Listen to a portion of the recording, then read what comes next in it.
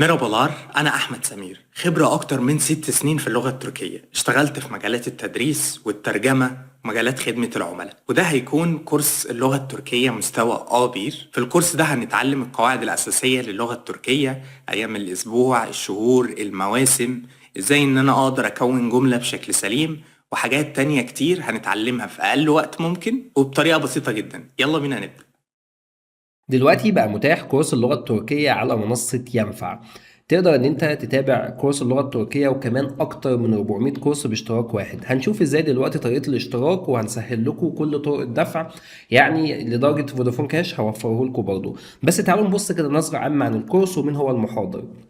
المحاضر أحمد سمير هو معلم ومترجم لغة تركية وتيم ليدر خبرة أكتر من 5 سنين، ودي أهم حاجة في المنصة، إن هي ما بتحبش تشغل أي حد في المنصة إلا لو كان خبرة أكتر من 5 سنين في الحاجة اللي هو بيقدمها. تعالوا نبص كده على أول حلقة مثلا في الكورس ونشوف أسلوب المحاضر عامل إزاي وهل أسلوبه كويس ولا لأ، عشان انتوا زي ما انتوا عارفين انا بخليكم انتوا اللي تقيموا مش انا اللي اقيم. انت اللي بتقيم اسلوب المحاضر، تشوف هل هو مناسب ولا لا. فزي ما عودتكم انا شغال معاكم على ان انا مستشارك اللي بيبيع لك، مش يعني بفيدك بقول لك شوف انت هل دي مناسب ليك ولا لا. لو مناسبه ليك قشطه احنا الاثنين تمام هنكسب سوا، لكن لو انت شايف ان هو مش مناسب ليك يبقى ملهوش لازمه.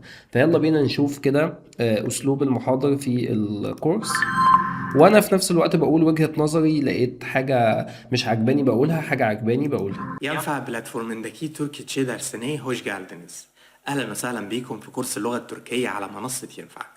دلوقتي هنبدأ الدرس الأول في اللغة التركية، وقبل ما نبدأ حابب إن أنا أوضح لكم إن اللغة التركية هي لغة سهلة جدا، ولغة بتحتوي على أكتر من 6500 كلمة عربية.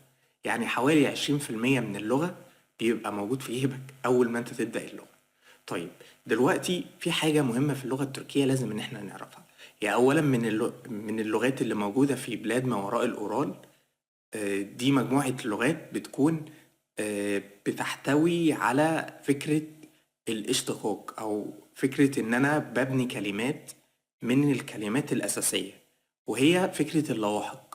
واللواحق دي بتكون مجموعة من كلمتين أو كلمة واحدة. الكلمة بتبقى عبارة عن حرفين أو 3 حروف بضيفها للكلمة الأولى، فبتضيف إليها معنى جديد وبتغير من معنى الكلمة تماما. ودي أهم قاعدة في اللغة التركية، وهي بتسمى قاعدة التوافق الصوتي، وعليها بتبني كل القواعد القادمة. طيب، هنبدأ أولا بالحروف أو الأبجدية التركية. الأبجدية التركية بتتكون من 29 حرف، هي نفس الحروف اللاتينية. هي زمان كانت بتتكتب بحروف عربي، بس حاليا أو من حوالي 1923 هي بتتكتب بحروف لاتينية. بس ما عندناش حروف زي الإكس، زي الكيو، زي الدبليو. الحروف دي مش موجودة، فهي نفس الحروف اللاتينية بالإضافة لشوية حروف. فيلا بينا نعرفها مع بعض. فزي ما قلنا هما 29 حرف. ما عندناش إكس، ما عندناش كيو، وما عندناش دبليو. طيب، أول حرف معانا هقراه لكم بشكل سريع، وبعد كده هنقف على كل حرف ونشوف مثال ليه. A، B، J، C، D، E، F، G، yumuşak G، H، I، I، J، K، L، M، N، O، Ö، P، R، S، Ş، T، U، Ö، V، Y، Z. خلونا نشوف مثال لكل حرف. فأول حرف هو حرف الآ. حرف الآ احنا بننطقه كأن بالظبط بقول، كأن مثلا حد بيتألم فبيقول فده النطق بتاعه. طيب، زي كلمة ايه؟ زي كلمة آدم. آدم. تاني حرف هو حرف البي. بقول بي، مش بقول بي مش بقول بو، فهي ب زي ببك يعني طفل رضيع. تالت حرف هو حرف الجي. السي بنطقها دايما جي، زي اللي هي الجيم المعطشة في اللغة العربية، فبقول جي. فزي مثلا جامي، جامي يعني جامع. بعد كده حرف التشي. التشي زي تين زائد تشي، تي زائد تشي. فبنطقه ازاي؟ بنطقه تشوراب، تشوراب، تشوراب يعني شراب. يبقى خليكم فاكرين ت زائد شين، فتبقى تشي. سي نازل منها شرطة كده.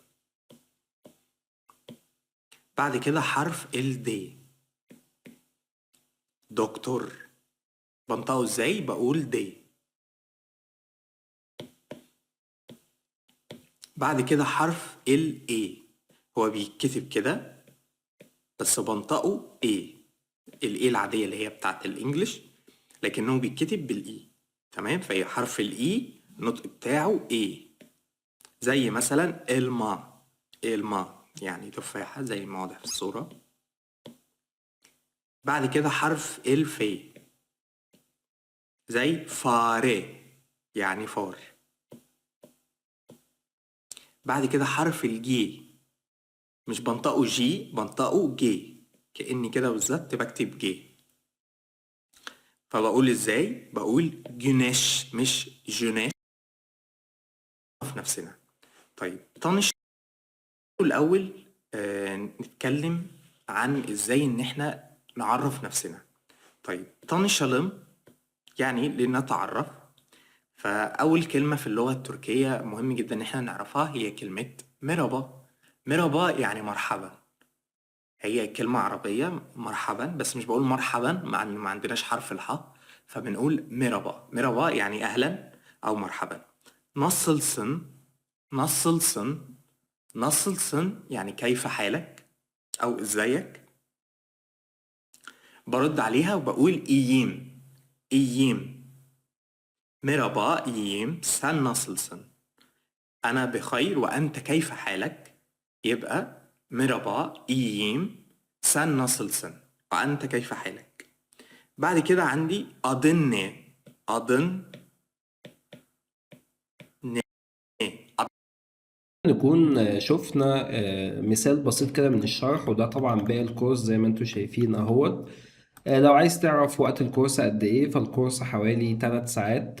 تعالوا نشوف بقى دلوقتي ازاي تشترك في المنصة. انت لو سجلت عادي خالص هتبدأ تلاقي فوق هنا كده زي برومو كود موجود، هيخلي لك الكورسات بسعر مخفض. لكن لو نزلت تحت كده او ضغطت عليها هي برضه وجبت الاسعار ورحت جاي ماسح البرومو كود اللي موجود وكاتب دي اي او يو دي 2 3، هتبدأ تلاقي هنا مثلا ب 399 جنيه، ده الخصم اللي هم كانوا حاطينه. وعملت تفعيل هتبدأ تلاقي ان هو هنا بقى ب 350 جنيه. انت الشهر ده سيبك منه خالص، انت شغلك كله سنة، وبتضغط على كلمة اشترك الآن. ومن هنا انت لو معاك اي فيزا بتبدأ تختار الفيزا وتضغط اشترك الآن وتدفع من خلالها. مش معاك فيزا بتبدأ تختار كود فوري باي وتعمل اشترك الآن.